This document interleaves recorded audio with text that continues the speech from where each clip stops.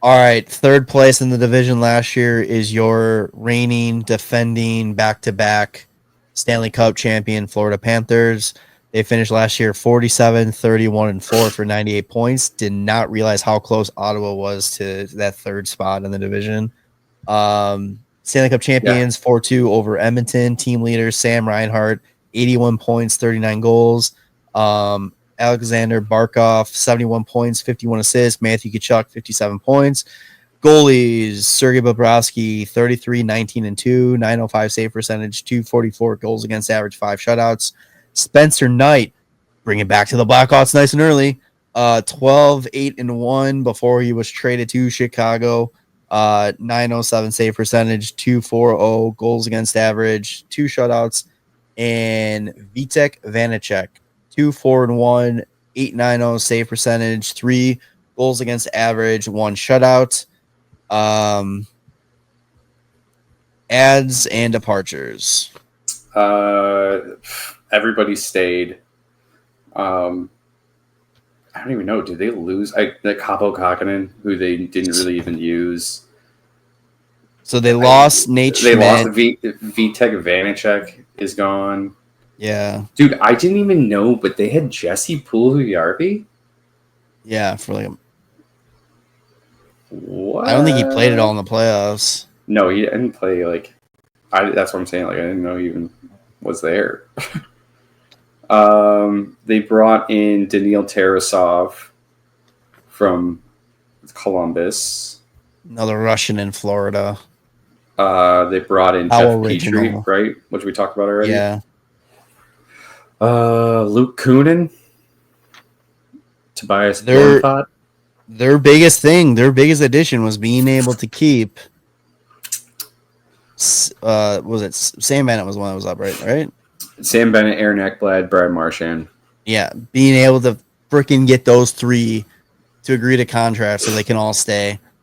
And now they're not even going to have to really worry about cap because Tkachuk is out probably till January after having late off-season surgery. What I forgot what he had surgery on. What was it?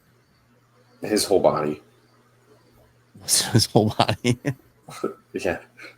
Wasn't it like that's his groin on LTIR? Okay. That he got hurt during Four Nations. But yeah, I mean, storyline right here. I mean, there's 2 that come to mind. The first one, we'll keep it general. The second one, I'll tie it back to the Hawks. Can the Cats three-peat? My initial reaction, yeah. They are coming back with the same fucking team, essentially. And you're going to get a healthy Matthew Tkachuk. Maybe. In time for a playoff run. Maybe. Dude, he gets hurt in big stages. Like, he got hurt at Four Nations. He got hurt against Vegas. I'm sure he was hurt the year before. It's like, Olympics are coming up. He's already been named to the team. He might just get hurt at the Olympics. I wonder if he even plays the Olympics. I will be shocked if they talk him out because, I mean, he's a guy that realistically, he can sit this one out and he will still be prime for next Olympics. Yeah. Yeah, oh yeah. Because he's what, like 27? Something like, yeah. I mean, if I'm Zito, I'm having a conversation with him and be like, listen, nobody has done this since the Islanders? Yes. I don't think Edmonton 3-peated after the Islanders 4-peated, right? I think Edmonton, I think was 2. They went 2 miss and then 2 or something like that. I think something like that, yeah. But yeah, and it's like this is something historic, and I think they're in a much better position than Tampa was. Which this is a conversation for another day, but why is there not discussion about Tampa Bay's Stanley Cups being Disney Cups and not really count as much as I feel like you don't hear them talking about like the asterisk on Tampa's Cups like you do like other sports and their championships during the COVID time. But again, that's a conversation for another day. I But think it's probably because like Tampa was clearly the best team at that time anyway. It wasn't like they just like kind of waltzed into like a half-assed fucking year where they won it. that's fair. I'm gonna say it's so funny like that they win their championships in a very weird circumstance and nobody questions it. But it's like you all the other major sports have their championships and everybody's like, well, it doesn't count because COVID and all that kind of like it's not the same as a COVID. And it's like it's just funny to me. I mean, I'm not saying I agree or disagree with it. I'm just saying it's a funny statement to me. Yeah. The other storyline is how far will Seth Jones drag Florida into the draft lottery? So our first overall pick or our first round pick from Florida gets us that much closer to McKenna. I don't know. I'm just saying, like they're a good playoff team, right? Their last 10 games before the playoffs, they went 3-6-1 as one of the worst teams in that division. And like they're good as long as they make it to the playoffs, but like will they make it to the playoffs? Everybody thinks that they're going to be so dominant like during the regular season, but they fucking weren't. Like other teams played better.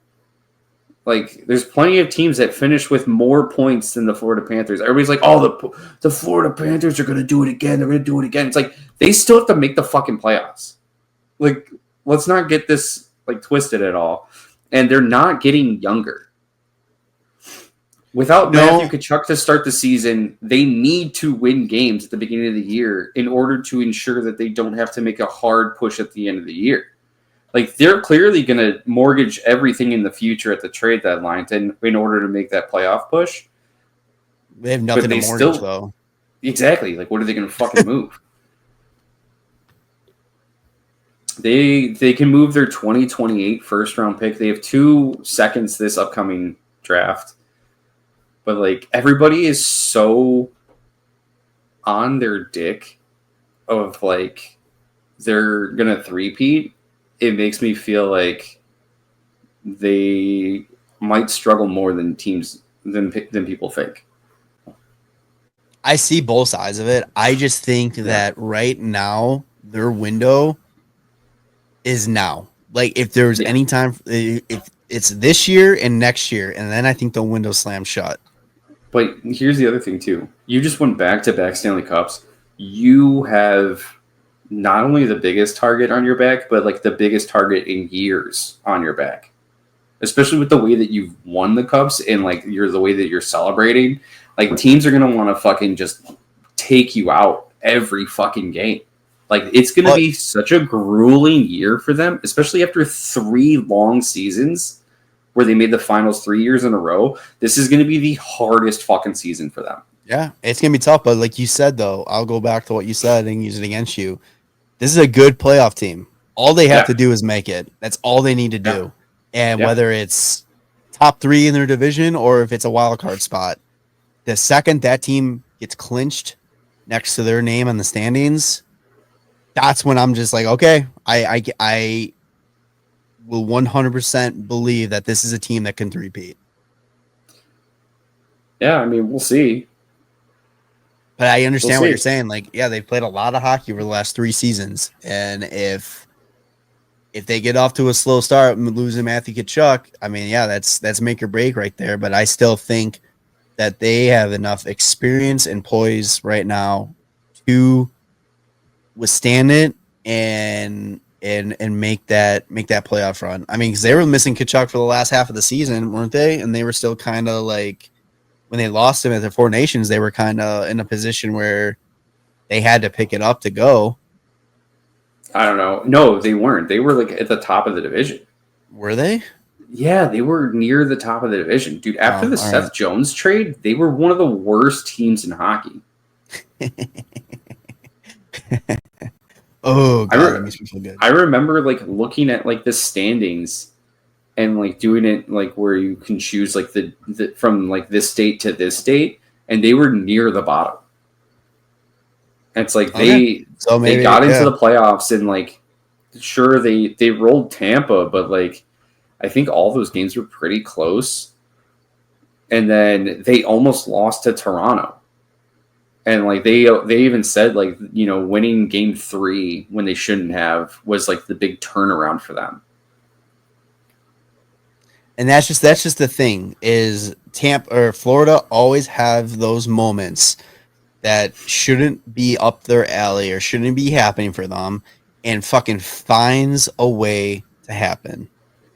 Like coming back against Boston and beating Toronto. Was like you said, game 3. Mm-hmm. Like all those little game moments like that, and this is a team that feeds off of that.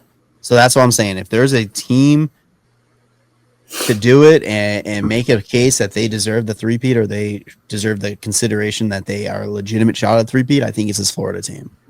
Yeah. The other thing for me too is, you know, Bobrovsky's not fucking young. No, he's gonna be 38.